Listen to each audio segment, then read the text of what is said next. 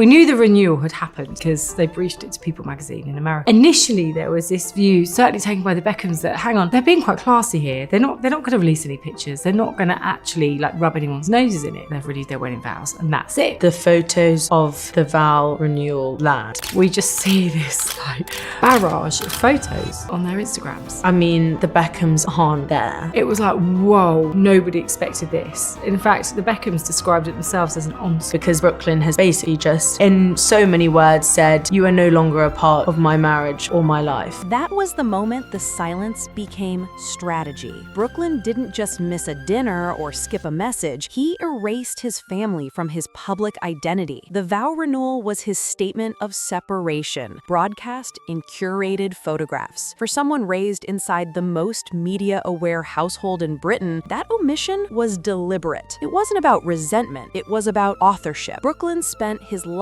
being David's son and Victoria's boy. Every move he made, every job he tried, lived under their reflection. Marriage to Nicola gave him a new brand to orbit, one with money, older and louder than fame. When he renewed vows with her and cut his family from the frame, he wasn't disowning them, he was trying to own himself. But in trading parents for independence, he accepted another kind of control, one that looked more like belonging but felt like confinement. The photos weren't celebration, they were emancipation paperwork. When Brooklyn and Nicola a few years ago bought a house in LA, apparently Nicola's family were very cross about the Beckhams not contributing to this house. And actually the Beckhams were like, we've brought our children up to work for what they have. You know, Brooklyn had a job in a French cafe in Kensington Square, just off Kensington Square, when he was 14. He would be in there a few hours on a Saturday morning. You know, Nicola is very different. Nicola had money chucked at her. Nelson wanted an easy life. So although the Beckhams are extremely rich, and of course, you know, were David and Victoria's children spoiled? Probably, like compared to most children. But they have, amongst all of the nonsense, really done their very best to instill a work ethic.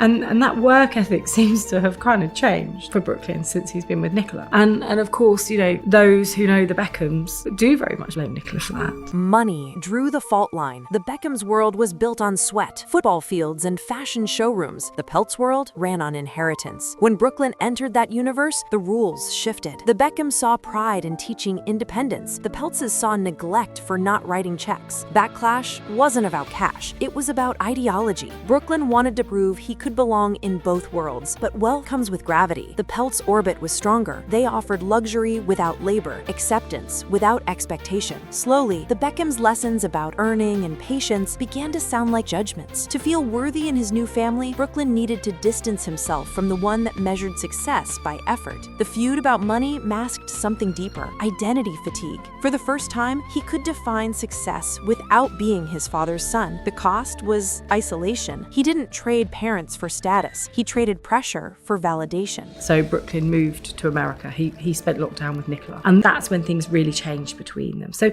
it goes right back to the beginning of their relationship. And then of course you had the wedding and the run up to the wedding. It wasn't just the dress, the run up to the Peltz family took over completely. And I guess she is the bride. You know, Nicola was the bride. They were her family. You know, Brooklyn's parents, the Beckhams, were the groom's family, right? So you can kind of understand that. But then I think and actually in the outset, David and Victoria went out to stay with the Peltzes in Florida, and they all apparently got on rather well. But then I guess things just deteriorated. Look, these people as well, don't forget, they don't have jobs, do they? They don't have 9-to-5 jobs. So they've got an awful lot of time to kind of, you know, meddle maybe, or like, you know, get het up about something that most people would just go, oh, whatever. You know, so they've got a lot of time on their hands. So over the summer, both families, the Peltzes and the Beckhams, been having a lovely time. They've both been on their mega yachts, sailing around Europe. You know, we've seen posts from Nicola saying how much she loves Brooklyn and her family, and very lovey-dovey, despite the fact that her husband, Brooklyn, has seriously fallen out with his side of the family. And it's all very much sort of, we're a unit, we're sailing around on our massive yacht, yada yada. You can't help but think that Brooklyn is just being used as this pawn by Nicola to say, hey, look, now he's got my family. You don't need your own family, Brooklyn, you've got my family. And it's all all being used as a real, like, let's rub their noses in it. So I don't actually think they're all that close. Brooklyn's all that close. And he must just be quite lonely.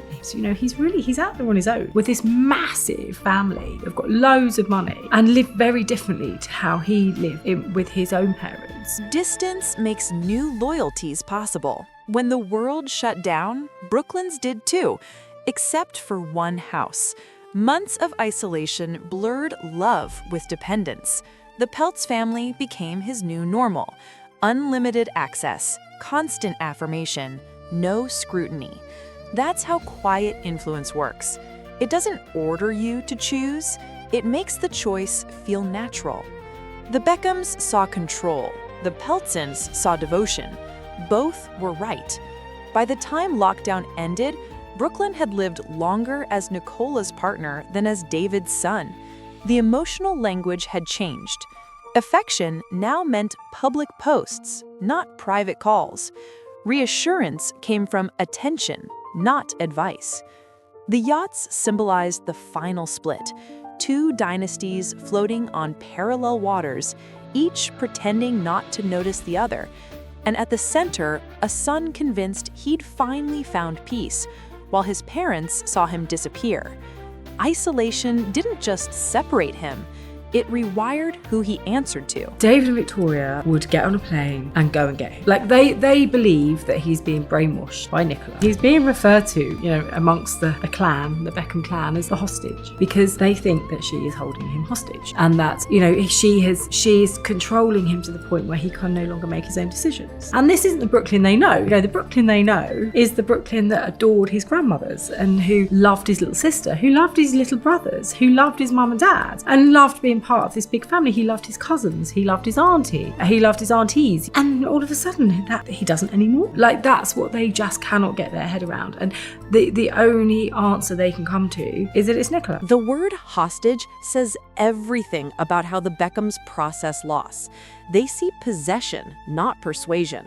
But emotional capture regularly looks like chains. It looks like comfort that edits your circle until no one else fits. To his parents, that control feels sinister. To Brooklyn, it feels safe. For decades, he lived inside an empire run by perfection. Every photo reviewed, every word rehearsed. The Peltz family promised unconditional loyalty, even when messy. But unconditional love that isolates isn't unconditional, it's dependent. When everyone outside the circle is framed as toxic, you start defending the walls that trap you. The Beckhams believe Nicola pulled strings. Maybe she did.